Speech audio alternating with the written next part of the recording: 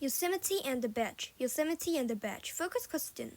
What do the boy and Nana learn from their trip to Yosemite? Bookstore treasure. I watched Nana wind through the busy city streets with her favorite scarf wrapped tight.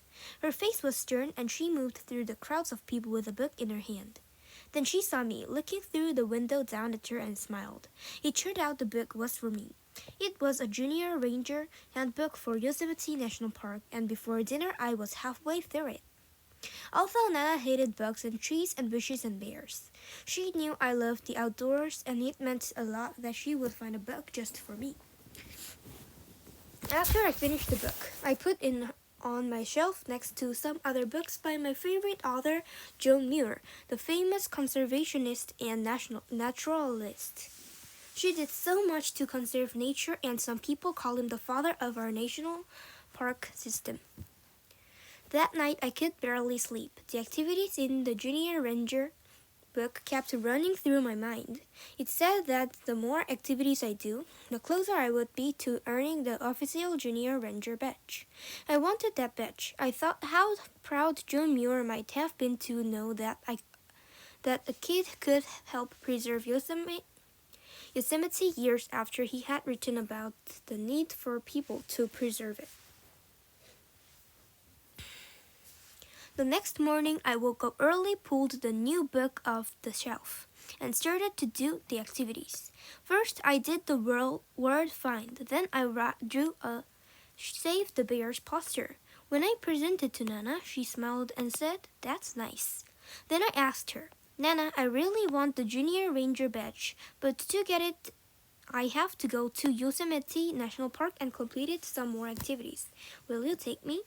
Nana shook her head. "You know how I hate the outdoors." Then I think she saw the look of disappointment on my face because she said, "Well, you do have a birthday coming up. I was going to get you that stereo you wanted, but I guess if we washed our pennies and camped out a trip to Yosemite wouldn't cost much more."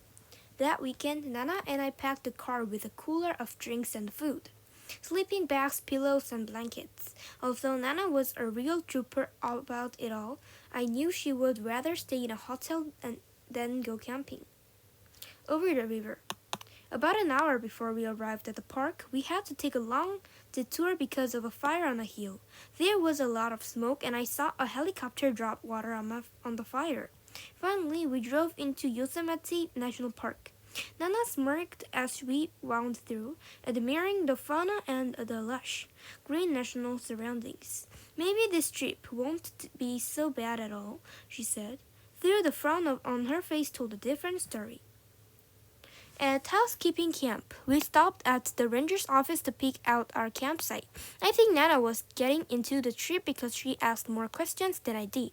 Eventually, a ranger showed us where our campsite was located on the map, besides Marsh River, despite her grumbling.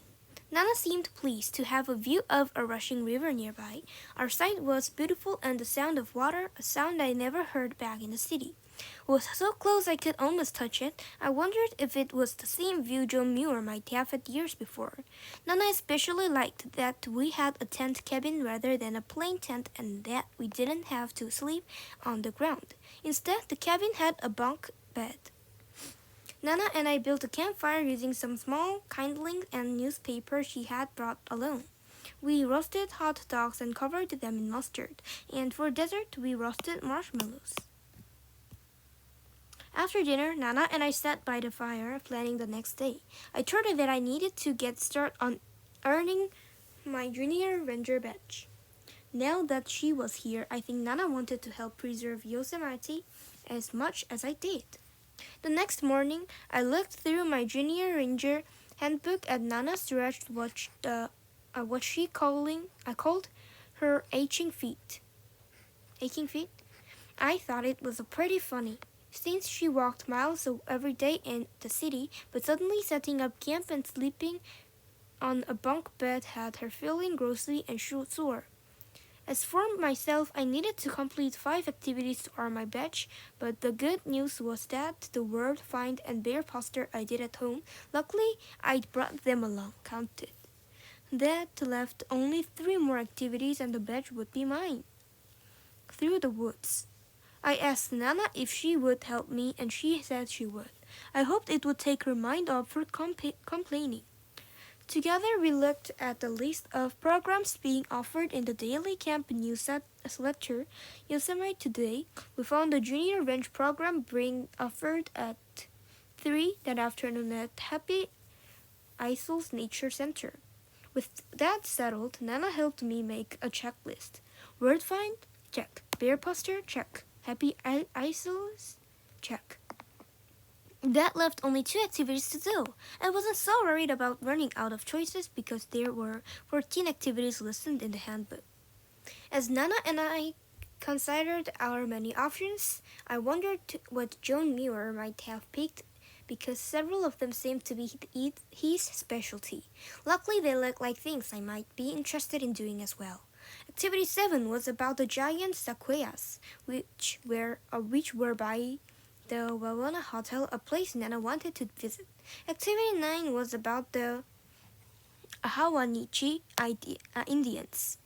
That activity looked promising. For one thing, the Indian village of Awani was very close to where we were camping, and for another thing, I'd always been interested in Native Americans and how they lived. The real clincher was that Nana seemed eager to tag along.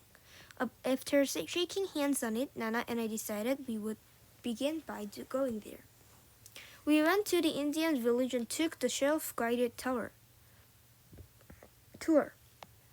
We learned a lot as we walked from this place to replica buildings. The Indians called their valley Awani, which means valley with the gaping mouth, and called themselves the Awanichi, which means dwellers in Awani. During the cold winters, the Awanichi traveled to the foothills where the climate was milder. In the spring, they returned to the high Sierra and Yosemite.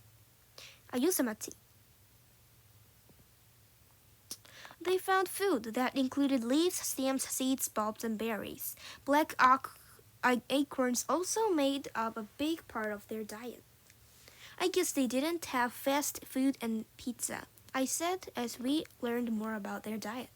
No, Nana agreed, but they sure had the right idea. I bet they had a lot less problems with their health than your old Nana does. After we finished the tour, Nana and I looked at my handbook again. Only 2 activities to do before I got my badge. We took the shuttle to Happy Isles Nature Center, where there were 4 trails teaching about the area's 4 different environments: forest, river, talus, and fan. A park ranger took us on the talus trail.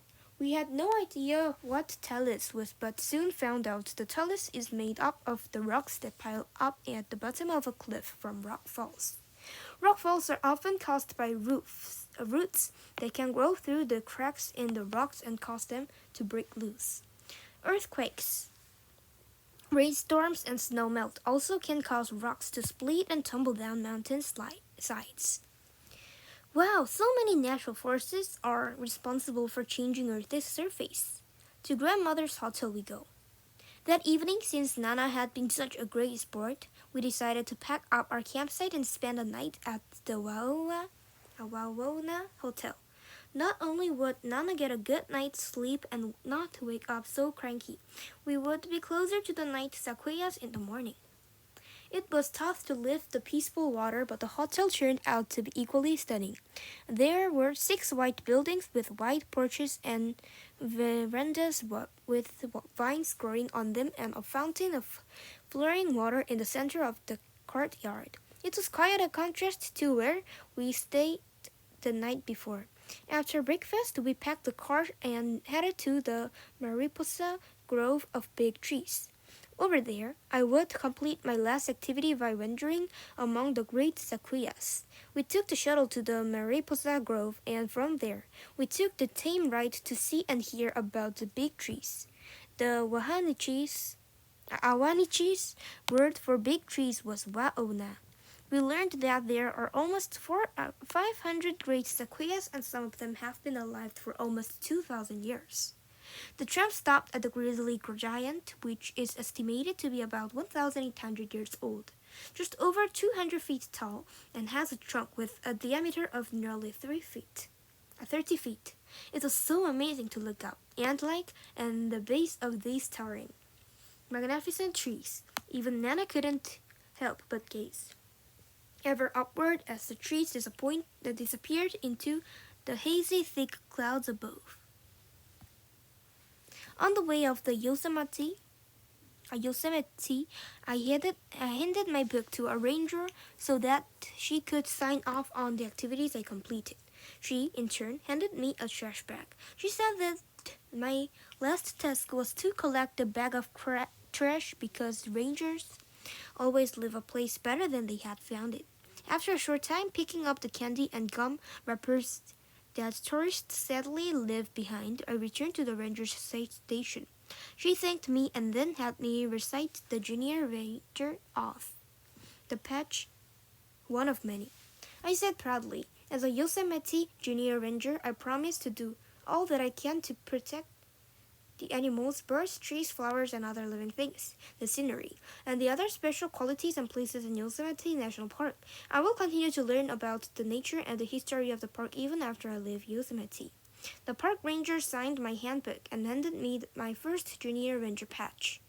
The patch was so cool, brown and shaped like an arrowhead with a big bear paw right underneath the words Junior Ranger Yosemite. I was so proud and Nana gave me a big smile.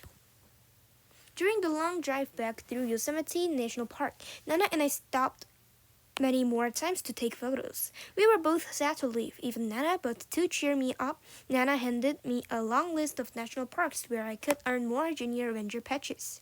She said I needed to decide junior ranger patches. She said I needed to decide where that's right. We could try next summer and then to circle the ones I wanted to visit. There are so many. How will I ever choose? I asked Nana to help, and she was more than happy to do so. I think she has finally gotten over the fear of the outdoors. Joe Muir would be proud of both of us.